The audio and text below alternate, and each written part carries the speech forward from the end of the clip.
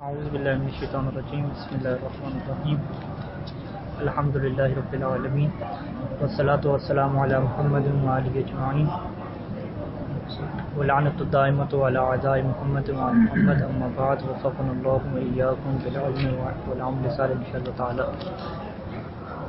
اچھا، کل تطبیق میں گفتگو جاری تھی اور یہ عبارت تھی کہ وَلِأَجْلِ أَن تَثْبُتَ فِي ذِهْنِكَ أَيُّهَا الطَّالِبُ هذه العبارة أكررها لك۔ یہ کون سی عبارت ہے کہ جس کے اوپر کافی تاکید کر رہے ہیں؟ وہ یہ عبارت ہے کہ لِيُحْذِرَ الْمَعَانِيَ بِالْأَلْفَاظ بَدَلًا مِنْ إِحْضَارِهَا بِنَفْسِهَا۔ لِيُحْذِرَ یعنی انسان وہ جو گفتگو کر رہے، کہ جو انسان گفتگو کر رہے وہ کیا کرے؟ حاضر کرے۔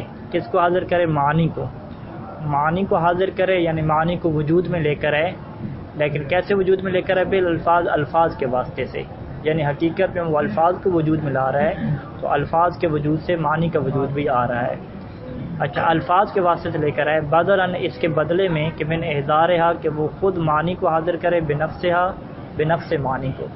بنفس معنی کو کب حاضر کیا جاتا ہے؟ کہ جب معنی کیا ہوں؟ موجودات خارجیہ میں سے ہوں، اس وقت کیا اسے حاضر کیا جاتا ہے۔ تو وہ کیا کرتا ہے کہ شعر کو اس کے سامنے لانے کی بجائے لفظ شعر بولتا ہے تو اسے سمجھ آ جاتا ہے کہ یہ شعر کہہ رہا ہے۔ فتأملها جیدا، اس میں آپ کیا کریں؟ تأمل کریں اچھے طریقے سے۔ وعرف ان هذا الاحضار، اور یہ بات آپ جان لیں کہ یہ جو احضار ہوتا ہے یعنی معنی کو جو حاضر کرنا ہوتا ہے، انما یتمکن الانسان منه، اس احضار کے اوپر انسان جو متمکن ہوا ہے اور انسان کو جو قدرت حاصل ہوئی ہے اس احضار کے اوپر، وہ قدرت کیسے انسان کو حاصل ہوئی ہے؟ بسبب قوت ارتباط لفظ بالمعنی، وہ اس وجہ سے چونکہ قوت یعنی قوی تھا، پختہ تھا لفظ کا معنی کے ساتھ ارتباط، یعنی لفظ کا معنی کے ساتھ جو ربط تھا، تعلق تھا، قوت وہ بہت ہی قوی تھا اور پختہ تھا۔ اس وجہ سے انسان کے لیے یہ ممکن ہوا ہے کہ وہ معنی کو کیا کرے؟ لفظ کے ذریعے سے حاضر کر لے، کیونکہ وہ لفظ کو حاضر کرے گا تو لفظ کا معنی کے ساتھ تعلق ہے، معنی اس کے ساتھ چپکا ہوا ہے، ملا ہوا ہے، تو معنی بھی کیا حاضر ہو جائے گا۔ بسبب قوت ارتباط لفظ بالمعنی وعلاقتہ بہ فی الذہن، وعلاقۃ اللفظ بالمعنی، اور جو لفظ کا تعلق ہے بالمعنی معنی کے ساتھ ذہن میں، یعنی ذہن کے اندر جو لفظ کا معنی کے ساتھ تعلق ہے یہ قوی تھا، لفظ کا معنی کے ساتھ جو ربط تھا یہ قوی تھا۔ اسی ربط اور تعلق کی وجہ سے انسان اس بات کے اوپر قادر ہو گیا ہے کہ وہ معنی کو الفاظ کے ذریعے سے کیا کرے؟ حاصل کرے۔ اس کا مطلب کیا ہے کہ اگر اس نے معنی کو حاضر کیا ہے لفظ کے ذریعے سے تو پھر لفظ اور معنی میں ایک رشتہ تھا، آپس میں گہرا تعلق تھا، تبھی تو کیا ہے کہ وہ لفظ کے ذریعے سے معنی کو حاضر کر رہے ہیں۔ وَهَذَا الْإِرْتِبَاطُ الْقَوِيُّ، اور یہ جو لفظ اور معنی کا ارتباط قوی ہے، ایک پختہ رشتہ ہے، يَنْشَأُ مِنَ الْعِلْمِ، یہ پیدا ہوتا ہے کہ من العلم بالوضع، کہ آپ کو وضع کا علم ہو۔ وضع کیا مطلب؟ یعنی اہل لغت نے اس لفظ کو کس معنی کے لیے وضع کیا ہے اس کا آپ کو علم ہو۔ اور یہ علم کیسے ہوتا ہے؟ کہ انسان ڈکشنری دیکھے، انسان ڈکشنری دیکھے گا اور وہاں پہ پڑھے گا کہ بھی بک کا کیا مطلب لکھا ہوا ہے، ٹھیک ہے، اورنج کا کیا معنی لکھا ہوا ہے، تو اسے پتہ چل جائے گا کہ یہ مجھے پتہ چل گیا کہ انگلش میں اس لفظ کو کس معنی کے لیے وضع کیا گیا ہے۔ وکثرت الاستعمال، اور یہ ارتباط قوی کہاں سے پیدا ہوتا ہے؟ کہ من العلم بالوضع، ایک تو وضع کا علم ہو اور دوسرا کیا ہو؟ کثرت استعمال کا علم ہو، ٹھیک ہے۔ یہاں پہ جو عبارت ہے اس میں او کثرت الاستعمال ہوتا تو زیادہ مناسب تھی، کیونکہ دیکھیں ایک ہم کیا کرنا چاہ رہے ہیں؟ لفظ سے معنی کو پیدا کرنا چاہ رہے ہیں، تو لفظ سے معنی کو کب ہم پیدا کریں گے؟ کہ جب ہمیں یہ پتہ ہو کہ یہ لفظ کس معنی کے لیے وضع ہوا ہے، بس اتنا پتہ ہو، یہ کافی ہے۔ جب آپ کو پتہ ہے کہ اس لفظ کا کیا مطلب ہے، مجھے پتہ ہے کہ اس لفظ کا کیا مطلب ہے، اگرچہ زیادہ استعمال نہ بھی ہوتا ہو، ٹھیک ہے، پھر بھی میں لفظ بولوں گا تو آپ اس کے معنی تک پہنچ جائیں گے، ٹھیک ہے۔ فرض کریں کیا ہے؟ لفظ حمزہ، آپ کو پتہ ہے لغت میں حمزہ شعر کو کہتے ہیں اور مجھے پتہ ہے کہ حمزہ شعر کو کہتے ہیں، ہم دونوں بیٹھے ہوئے ہیں، اب میں آپ کو کیا کہتا ہوں کہ بھی حمزہ آ گیا ہے، ٹھیک ہے، پاکستان میں کیا حمزہ آ گیا ہے، تو آپ کو سمجھ جائیں گے کہ بھی یہ جو ہے وہ حمزہ کہہ رہا ہے، کیا مطلب شعر آ گیا۔ اب حالانکہ کثرت استعمال کیا، لفظ اسد استعمال کرتے ہیں شعر کے لیے، لیکن میں آپ کو حمزہ کہہ رہا ہوں، تو یہ کیوں ہوا؟ کیونکہ آپ کو اور مجھے علم بالوضع ہے، اس کی وضع کا کیا ہے مطلب پتہ ہے، اس میں کثرت استعمال اور زیادہ استعمال اور رائج ہونا یہ ضروری نہیں ہے، ٹھیک ہے۔ لہٰذا مصنف کی عبارت یہاں پہ کیا وہم پیدا کرتی ہے کہ یہ جو قوی ربط ہے لفظ اور معنی کے درمیان، یہ کب پیدا ہوتا ہے؟ کہ جب آپ کو وضع کا بھی علم ہو اور ساتھ ساتھ وہ زیادہ استعمال بھی ہو رہا ہو، ہم کہتے ہیں نہیں زیادہ استعمال ہونا ضروری نہیں ہے، دونوں الگ چیزیں ہیں۔ وعظ کا علم ہو تو پھر بھی آپ کا لفظ، آپ کا جو ذہن ہے اس لفظ سے اس کے معنی تک پہنچ جائے گا، اور اگر آپ کو وعظ کا علم نہیں ہے، یعنی آپ نے ڈکشنری نہیں دیکھی لیکن عام طور پہ لوگ اسے اس معنی کے لیے استعمال کر رہے تھے، تو چونکہ آپ کو کثرت استعمال کا پتہ ہے کہ یہ لوگ استعمال کرتے ہیں اس لفظ کو اس معنی کے لیے، تو پھر بھی آپ کا جو ذہن ہے اس لفظ سے معنی کی طرف پہنچ جائے گا، اگرچہ کثرت استعمال میں وہ جو لفظ ہے وہ لغت میں اس معنی کے لیے واضح بھی نہ کیا گیا ہو۔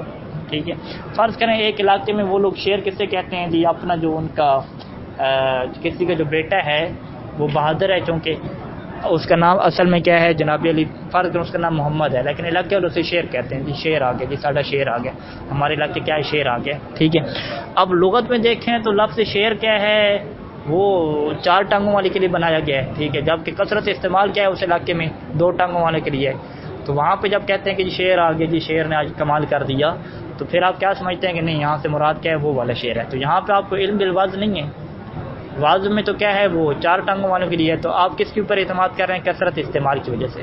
یعنی اصل چیز مہم کیا ہے کہ لفظ اور معنی کا تعلق پیدا ہو جائے، چاہے اس تعلق کی بنیادی وجہ ڈکشنری ہو، وعظ ہو، یا اس تعلق کی بنیادی وجہ کیا ہو لوگوں کا استعمال کرنا ہو، تو دونوں چیزوں سے کیا ہے جب لفظ اور معنی کے ارتباط پیدا ہو جائے گا تو آپ لفظ سے معنی کی طرف کیا ہے منتقل ہو سکتے ہیں اور لفظ کو حاضر کر کے معنی تک پہنچ سکتے ہیں، اس میں کیا ہے دونوں کا اکٹھا ہونا ضروری نہیں ہے۔ لہٰذا اسی وجہ سے کچھ حواشی نے لکھا کہ یہاں پہ عبارت میں او ہونا چاہیے، یعنی حاضر الارتباط القوی ینشأ من العلم بالوضع او بکثرت الاستعمال او کثرت الاستعمال، کہ یہ جو ارتباط قوی ہے لفظ اور معنی کے درمیان یا تو یہ علم بالوضع سے پیدا ہوتا ہے یا کثرت استعمال سے پیدا ہوتا ہے۔ اور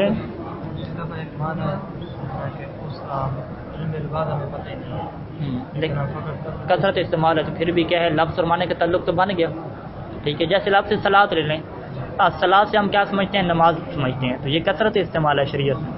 الصلاۃ کا لغت میں کیا مطلب ہے؟ دعا، اور ہم اسے کیا کہتے ہیں؟ نماز کو کہتے ہیں، تو یہ ساری چیزیں کثرت استعمال سے ہیں۔ انشاءاللہ یہ آگے آئے گا کہ یہ کسی لفظ کا معنی کا جو تعلق ہے اس کے 2 طریقے ہیں، ایک واضح تعینی کہتے ہیں، ایک واضح تعینی کہتے ہیں، تو وہاں پہ تفصیل آئے گی انشاءاللہ۔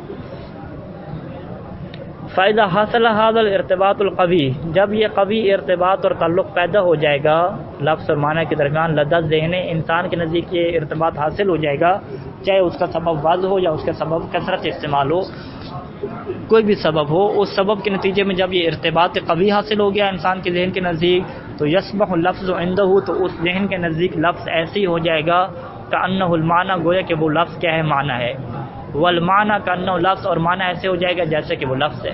جیسے ہم کہتے ہیں شعر، ہم کہتے ہیں شعر کا معنی شعر ہے، ٹھیک ہے، تو کیا ہے شعر معنی اور لفظ ہمارے نزدیک ایک ہی ہو گئے ہیں، ٹھیک ہے، ہم تھوڑا سا سوچ کے غور و فکر کریں تو پھر الگ الگ لگتے ہیں، لیکن جب ہم منطق یہ درس نہیں پڑھ رہے تو لفظ شعر اور لفظ معنی ہمارے نزدیک ایک تھے، ٹھیک ہے، کوئی 2 الگ الگ چیزیں تو نہیں تھی، تو یہ منطق نے آ کے بتایا کہ نہیں، لفظ الگ ہوتا ہے اور لفظ سے جو معنی سمجھ آتا ہے وہ کب آتا ہے کہ جو لفظ اور معنی کا آپس میں کیا ہوتا ہے؟ تعلق شدید پیدا ہو جاتا ہے، اور اتنا گہرا تعلق ہوتا ہے کہ پھر آپ ان دونوں کے درمیان فرق کرنے چھوڑ دیتے ہیں۔ آپ کہتے ہیں کہ کأن المعنی کأن اللفظ المعنی والمعنی کأنہ اللفظ، اے یصبحان عنده کشیء واحد، کے ذہن کے نزدیک یصبحان وہ دونوں ہو جاتے ہیں، دونوں سے کیا مراد ہے؟ لفظ اور معنی، کہ وہ لفظ اور معنی عنده انسان کے نزدیک یا انسان کے ذہن کے نزدیک ہو جاتے ہیں کشیء واحد، ایک چیز بن جاتے ہیں۔ فَإِذَا أَحْضَرَ الْمُتَكَلِّمُ اللَّفْظَ، جب متکلم لفظ کو حاضر کرے گا یعنی لفظ کو وجود دے گا، فَكَأَنَّمَا أَحْضَرَ الْمَعْنَى بِنَفْسِهِ، لسامع گویا کہ اس نے خود معنی کو کیا ہے؟ سامع کے نزدیک وجود دے دیا ہے، سننے والے کے لیے اس نے گویا کہ معنی کو وجود دے دیا، معنی کو حاضر کر دیا ہے۔ فَلَا يَكُونُ فَرْقٌ لَدَيْهِ، پس انسان کے نزدیک کوئی فرق نہیں ہوتا کہ بین ان یحضر خارج النفس المعنی، کہ وہ خارج میں شعر کو اس کے سامنے لا کے کھڑا کر دے یعنی نفس معنی کو حاضر کرے، وبین ان یحضر لفظه، یا اس لفظ کو حاضر کرے کہ الموضوع له، کہ جو اس معنی کے لیے وضع کیا گیا ہے۔ اب یہاں پہ عبارت میں کیا مشکل ہے، ٹھیک ہے، یہاں پہ کیا کہا کہ اس لفظ کو اس معنی کے لیے وضع کیا گیا ہو، وضع کا کیا مطلب ہے؟ یعنی ڈکشنری میں اس لفظ کا وہی معنی ہو تو وہ لفظ حاضر کرے گا تو پھر سامع کا ذہن پہنچے گا، حالانکہ ہم نے کہا یہ ضروری نہیں ہے، فقط کثرت استعمال کافی ہے۔ ڈکشنری میں لفظ صلاۃ کو وضع کیا گیا ہے دعا کے لیے، لیکن وہ لفظ صلاۃ کو استعمال کر رہا ہے نماز کے لیے، اور لفظ صلاۃ کو حاضر کیا، لفظ صلاۃ کو حاضر کرنے سے اسے پتہ چل گیا کہ نماز کا ٹائم ہو گیا ہے، نہ کہ دعا مانگنے کا ٹائم ہو گیا ہے، ٹھیک ہے، تو اب اس نے کیا کیا؟ اس نے خود نماز پڑھ کے اسے دکھائی نہیں ہے، نماز پڑھ کے دکھاتا تو گویا کہ نماز کو خود اس کے سامنے حاضر کیا. اس نے کیا کیا؟ جو نماز کا لفظ تھا وہ حاضر کیا، لیکن یہ لفظ کیا ہے؟ الموضوع لہو نہیں ہے. یہ لفظ کیا ہے؟ کثرت استعمال ہے. کثرت استعمال کی وجہ سے لوگ کیا ہے اسے نماز کے لیے استعمال کر رہے ہیں. ٹھیک ہے، یعنی بینہ یحضر لفظ لہو کہ اس لفظ کو حاضر کرے کہ الموضوع للمعنی کہ جو اس معنی کے لیے وضع کیا گیا ہے، یا اس کے بعد ایک عبارت ہوتی ہے، یا اس لفظ کو حاضر کرے کہ جو اس معنی کے لیے بولا جاتا ہے، مستعمل ہے. یعنی لفظ موضوع کو حاضر کرے یا لفظ مستعمل کو. انشاءاللہ اصول فقہ میں آئے گا کہ لفظ کیا ہے، ایک موضوع ہوتا ہے اور ایک کیا ہوتا ہے؟ مستعمل ہوتا ہے. ایک معنی موضوع اللہ ہوتا ہے اور ایک معنی کیا ہوتا ہے؟ مستعمل فیہ ہوتا ہے. یہ کیا ہے؟ دو الگ الگ چیزیں ہیں. اچھا، کیونکہ یہ عبارت سمجھانے کے لیے لہٰذا یہ دقتوں کا کیا خیال یہاں پہ نہیں رکھا جا رہا. فإن السامع فی کلا الحالین، دونوں حالتوں میں. دونوں حالتوں سے کیا مراد ہے؟ یعنی یحضر خارج النفس المعنی کہ خود معنی کو اس کے سامنے حاضر کر دے، یا کیا کرے؟ معنی کا جو لفظ ہے اس کو حاضر کر دے. ان دونوں حالتوں میں جو سامع ہے ینتقل ذہنہ الی المعنی، اس کا ذہن معنی کی طرف پہنچ جائے گا. ٹھیک ہے، اسے نماز پڑھ کے دکھائیں یا لفظ صلاۃ اس کے سامنے بول دیں، اس کا ذہن کیا ہے؟ پہنچ جائے گا کہ آپ کیا کہنا چاہ رہے ہیں. وَلِذَا قَدْ يَنْتَقِلُ السَّامِعُ إِلَى الْمَعْنَى، اسی وجہ سے کیا ہے، کس وجہ لذا کس چیز کی دلیل دے رہے ہیں کہ لفظ اور معنی کا تعلق شدید ہوتا ہے، قوی ہوتا ہے. چونکہ لفظ اور معنی کا تعلق اتنا قوی ہوتا ہے کہ کہ کبھی کبھار ينتقل السامع إلى المعنى، کہ جو سننے والا ہے وہ معنی کی طرف پہنچ جاتا ہے. وہ یغفل عن اللفظ، لیکن لفظ سے غافل رہ جاتا ہے. کہ لفظ اس نے کون سا بولا ہے اس سے وہ غافل رہ جاتا ہے، صحیح بولا ہے صحیح نہیں بولا اس سے غافل رہ جاتا ہے. یغفل عن اللفظ سے خود لفظ سے غافل ہو جاتا ہے بعض کا کہ اس نے کون سا لفظ استعمال کیا ہے، یا بعض کا کیا ہوتا ہے وہ خواص سے ہی جو اس لفظ کی خاصیت ہے اس سے غافل ہو جاتا ہے. ٹھیک ہے، کہ لفظ کو اس نے کس خصوصیت میں بولا ہے، ٹھیک ہے، کیا اعراب لگایا ہے، مخارج نکالے یا نہیں نکالے، یہ ساری چیزوں سے غافل ہو جاتے ہیں. یعنی اس طریقے سے غافل ہو جاتا ہے کہ کأنہ لم یسمعہ، گویا کہ اس نے لفظ کو سنا ہی نہیں ہے. اس نے کیا ہے اس کے معنی کو سن لیا، لفظ کو اس نے سنا ہی نہیں ہے. مع انہ لم ينتقل الیہ، جبکہ وہ معنی جو ہے ان المعنی لم ينتقل الیہ الا بتوسط سماع اللفظ، یوں کہنے کہ مع ان الانسان، کہ وہ جو انسان ہے لم ينتقل الی المعنی، وہ اس معنی کی طرف منتقل ہی نہیں ہوا، مگر کیسے منتقل ہوا ہے؟ الا بتوسط سماع اللفظ، لفظ کو سننے سے معنی کی طرف گیا ہے، لیکن اس کے باوجود لفظ سے وہ غافل ہو گیا ہے. ٹھیک ہے، اسے پتہ ہی نہیں ہے کہ اس نے لفظ کیسے استعمال کیا ہے، غلط لفظ استعمال کیا ہے، اعراب اس کا ٹھیک لگایا نہیں لگایا، معنی اسے یاد ہے. بالکل ایسی کہ جیسے یہاں پہ عربی جو بولی جاتی ہے جلفی. ٹھیک ہے، اب ہم غافل ہو جاتے ہیں کہ پتہ نہیں اس نے مبتدا خبر کے اعراب ٹھیک لگایا نہیں لگایا. ٹھیک ہے، بس معنی اور مطلب سمجھ آ جاتا ہے. ٹھیک ہے، اور اگر اس سے بندے سے پوچھیں آپ بیان کریں اس نے ایک لائن میں کیا عربی کا لفظ بولے، کہتے ہیں مجھے لفظ تو اس کے یاد نہیں ہے کون سے بولے، مجھے معنی پتہ ہے کہ اس بندے نے یہ بات کہی ہے. ٹھیک ہے، اور یہ طریقہ چلتا ہے جو ہمارے زبار آتے ہیں وہ بھی یہ طریقہ چلاتے ہیں کہ ہمیں پتہ تو چل جاتا ہے کیا رہا ہے، لیکن لفظ کیا بول رہا ہے اصلا زباروں کو پتہ نہیں ہوتا کہ لفظ بولے کیا ہیں، وہ غافل ہوتے ہیں مکمل طور پہ، لیکن معنی کی طرف پہنچ جاتے ہیں. ٹھیک ہے، اس کا مطلب ہے کہ لفظ اور معنی کا تعلق اتنا شدید ہے کہ انسان لفظ سے بعد کو غافل رہ جاتا ہے لیکن معنی کی طرف وہ پہنچ جاتا ہے.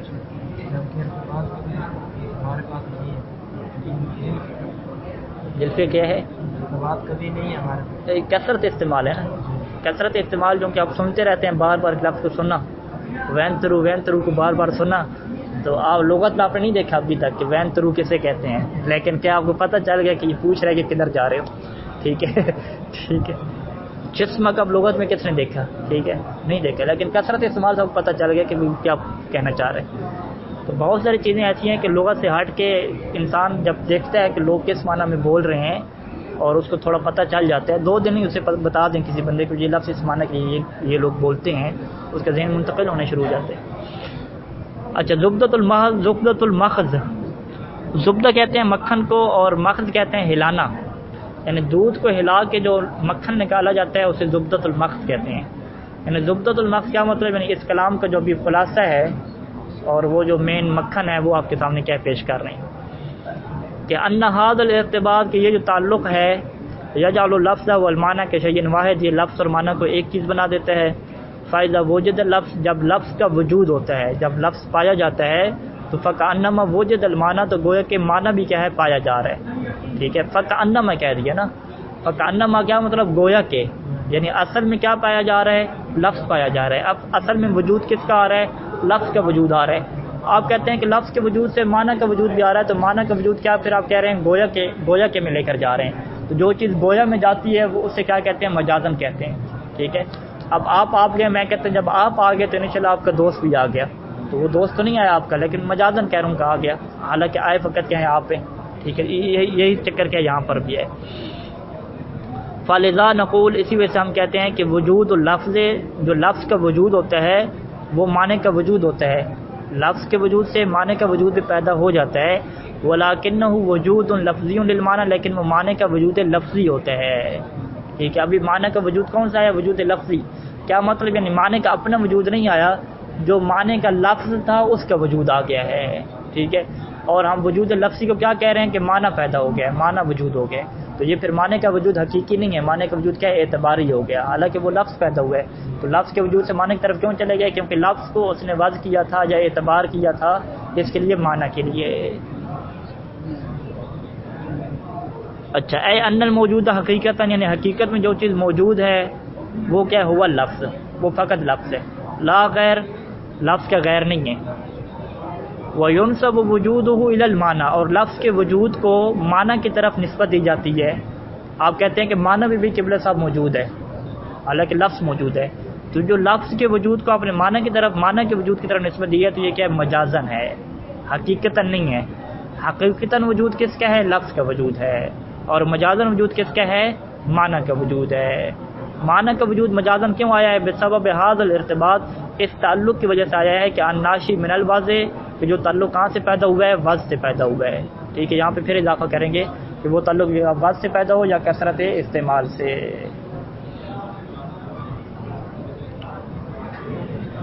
وشاہد علی هذا الارتباط والاتحاد، اس ارتباط اور اتحاد پہ، ارتباط کیا مطلب؟ لفظ اور معنی کا تعلق، اتحاد کیا مطلب؟ کہ لفظ اور معنی ایک ہی بن جاتے ہیں، ٹھیک ہے۔ اس کے اوپر آپ کے پاس شاہد کیا ہے؟ کہ انتقال القبح والحسن من المعنی، کہ جو معنی کے اندر حسن اور قبح پایا جاتا ہے، جو معنی کے اندر اچھائی برائی پائی جاتی ہے، وہ انتقال، وہ نقل ہو جاتی ہے کس کی طرف؟ الی اللفظ، لفظ کی طرف، حالانکہ جو لفظ آپ نے بولا ہے اس لفظ کے اندر کوئی برائی اچھائی نہیں ہے، لفظ تو لفظ ہے، اس کے اندر اچھا برا کیا ہونا ہے؟ اچھا برا تو وہ انسان ہوتا ہے، ٹھیک ہے، اچھا برا لفظ کبھی نہیں ہوتا، تو انسان کا برا ہونا کیا ہے؟ لفظ کو بھی برا بنا دیتا ہے جو اس کے لیے کیا ہے؟ بولا جا رہا ہے، ٹھیک ہے۔ وہ بالعکس، ٹھیک ہے، یعنی خوب اور حسن معنی سے لفظ کی طرف چلا جاتا ہے، وہ بالعکس، اور اگر لفظ آپ کے لیے کبھی ہو گیا ہے تو جب کسی کا نام لفظ کبھی بولیں گے تو اس کا معنی بھی پھر آپ کیا سمجھنے لگ جائیں گے؟ کبھی سمجھنے لگ جائیں گے، ٹھیک ہے۔ فإن اسم المحبوب، یعنی جو محبوب کا نام ہے، مثلا محبوب کیا ہے؟ امام حسین علیہ السلام کی ذات، کہ محبوب کا نام کیا ہے؟ من اعظم الالفاظ عند المحب، وہ محب کے نزدیک کیا ہوتا ہے؟ اعظم، اعظم کیا ہے؟ میٹھا، ٹھیک ہے، زال سے ہے یہ، اعظم الفاظ یعنی میٹھے ترین اور شیرین ترین الفاظ میں سے شمار ہوتا ہے۔ وَإِن كَانَ فِي نَفْسِهِ لَفْظًا وَحْشِيًّا، اگرچہ وہ فی نفسی کیا ہو؟ اچھا لفظ نہ ہو، لفظ وحشی ہو، ينفر منه السمع واللسان، کہ اس لفظ سے کیا ہے؟ انسان کی جو کان ہے اور زبان کیا ہے؟ نفرت کرتی ہو۔ اچھا، اس عبارت میں اگر غور کریں تو یہ بات کیا اتنی واضح نہیں ہے کہ لفظ فی نفسی وحشی کیسے ہوتے ہیں، ٹھیک ہے۔ لفظ تو بھائی ہم نے کہا ہے کہ لفظ کے اندر نہ اچھائی ہوتی ہے نہ برائی ہوتی ہے، ٹھیک ہے، تو معنی کے اعتبار سے ہوتی ہے۔ یہ کہہ رہے ہیں کہ اگرچہ وہ معنی اچھا ہے، لیکن معنی کیا ہے؟ اچھا ہے تو لفظ بھی اچھا ہو جائے گا، اگرچہ اگر فقط لفظ کو دیکھیں، عبارت کیا ہے؟ وَإِن كَانَ فِي نَفْسِي، کیا مطلب؟ فی نفسی، وہ جو لفظ ہے، یعنی فی نفسی لفظ کو دیکھیں تو وہ لفظ کیا وحشی ہے۔ ہم سوال اٹھائیں گے کہ بھی لفظ کو بھی وحشی نہیں ہوتا، ٹھیک ہے، لفظ تو وہ بولا جا رہا ہے بیچارہ، اصل معنی کا وحشی پن تھا، تو پھر آپ کیسے کہہ رہے ہیں کہ فی نفس ہی، یعنی معنی سے ہٹ کے، معنی سے ہٹ کے لفظ کو دیکھیں تو وہ ایسا لفظ ہے کہ ینفر منہ السمع واللسان، کہ انسان کی زبان اور جو انسان کی کان ہے اس سے نفرت کرتی ہے۔ یہ آپ نے کیسے کہہ دیا؟ یہ بات کیا تھوڑی عجیب ہے، مگر یہ کہ ہم اس کی تعویل کریں اور یہ کہیں کہ وحشی ہونے سے کیا مراد ہے؟ کہ وہ لفظ جس کا بولنا کیا ہو؟ تھوڑا مشکل ہو، سخت قسم کا لفظ ہو، ٹھیک ہے، کھردرا لفظ ہو، وہ کہہ سکتے ہیں، کیونکہ الفاظ کا جو بولنا ہے، کچھ الفاظ کا بولنا آسان ہوتا ہے، جلدی سے نام بول لیتا ہے، کچھ الفاظ مشکل ہوتے ہیں بولنا، ٹھیک ہے، تو یہ وحشی سے کیا مراد نہیں؟ مشکل لفظ میں تھوڑا مشکل ہو، جس کا بولنا میں کیا ہو؟ تھوڑی محنت لگتی ہو، اب یوں کہہ دیں۔ اچھا، وہ اسم العدو، اسی کو الٹ لے لیں، جو عدو کا نام ہے وہ کیا ہے؟ من اسمج الالفاظ، اسمج قبیح کو کہتے ہیں، قبیح، جو دشمن کا نام ہے وہ برے الفاظ میں سے شمار ہوتا ہے. وَإِن كَانَ فِي نَفْسِهِ اگرچہ وہ لفظ فی نفسی کیا ہو لفظاً مستملحاً پرکشش لفظ ہو. ٹھیک ہے, یہاں پر وہی تعویل کریں گے کہ فی نفسی یہ مراد نہیں ہے کہ وہ لفظ اچھا ہو, یعنی اس کا بولنا آسان ہو اور لفظ بڑا خوبصورت لگتا ہو, بولتے وقت کیا ہے بڑی اچھی سر پیدا ہو جاتی ہو اور ایک ہی طرز میں انسان بول لیتا ہو. یعنی فی نفسی کیا ہو پرکشش لفظ ہو, بولنے میں آسانی ہو اس کے. تو لیکن کیا ہے فی نفسی بولنے میں آسانی تھی, لیکن چونکہ وہ دشمن کا نام پڑ گیا لہٰذا آپ کیا کہیں گے یہ لفظ برا ہو گیا ہے. وَكُلَّمَا زَادَ هَذَا الارتباط یہ ارتباط جتنا زیادہ ہوتا جائے گا زاد الانتقال اتنی زیادہ کیا ہے آپ کا ذہن منتقل ہوتا جائے گا. وَلِذَا نَرَى اختلاف القبح فی الالفاظ اسی وجہ سے ہم جاتے ہیں کہ وہ جو الفاظ ہیں ان کا جو قبح ہے وہ آپس سے مختلف ہوتا رہتا ہے. ٹھیک ہے, وہ الفاظ کہ المعبر بہا عن المعانی القبیحہ کہ جن سے معنی قبیحہ کے بارے میں تعبیریں لائی جاتی ہیں ان الفاظ کا قبح کیا ہے آپس سے مختلف ہوتا رہتا ہے. اگر اس لفظ کا اس معنی کے ساتھ تعلق بڑا گہرا ہے تو لفظ کبھی ہو جائے گا. ٹھیک ہے, فرض کریں حسین جو لفظ ہے یہ اچھا لفظ ہے, کیوں حسین لفظ کا امام حسین علیہ السلام کے ساتھ گہرا رابطہ ہے, لہٰذا اس کا کیا رہے گا اچھا رہے گا. اگر یہ صدام حسین کا نام بھی حسین رکھ دیتے ہیں پھر آپ کہیں گے لفظ برا نہیں ہوگا. کیوں برا نہیں ہوگا؟ کیونکہ اس کا لفظ کا جو ارتباط ہے امام حسین کی شخصیت کے ساتھ اتنا قوی ہو گیا ہے کہ پھر اس کا جو خوب اگر آ بھی رہا ہے تھوڑا بہت تو وہ بہت تھوڑا ہے, وہ زیادہ نہیں آ رہا. ٹھیک ہے, اچھا لفظ یزید کو دیکھیں, لفظ یزید کیا ہے برا لفظ ہے, اگرچہ کسی صحابی کے نام گزشتہ صحابیوں کے نام یزید تھے, صحابی افراد کے اچھے جو افراد تھے, لیکن پھر بھی ہم کہتے ہیں کہ ٹھیک ہے اس کا جو خوب ہے وہ بہت زیادہ ہے, حسن بہت تھوڑا اس کا رہے گا لیکن خوب اس کا زیادہ ہو گیا. تو اس کا کیا مطلب ہے کہ لفظ اور معنی کا تعلق جتنا زیادہ ہوگا جتنا پختہ ہوگا وہ جس معنی کے ساتھ تعلق اس کا پختہ ہوگا اسی معنی کے اعتبار سے اس کے اندر حسن اور خوب بھی کیا آ جائے گا زیادہ آ جائے گا. مثال دے رہے ہیں کہ التعابیر عن عورت الانسان انسان کی شرمگاہ کے بارے میں جو الفاظ بولے جاتے ہیں تعبیریں ہیں وہ کبھی سمجھے جاتے ہیں. فکثیر الاستعمال اقوى من قلیل جو زیادہ الفاظ بولے جاتے ہیں شرمگاہ کے لیے وہ کیا ہو جائیں گے زیادہ قوی ہو جائیں گے ان الفاظ سے جو تھوڑے بولے جاتے ہیں. اللہم صلی علی محمد.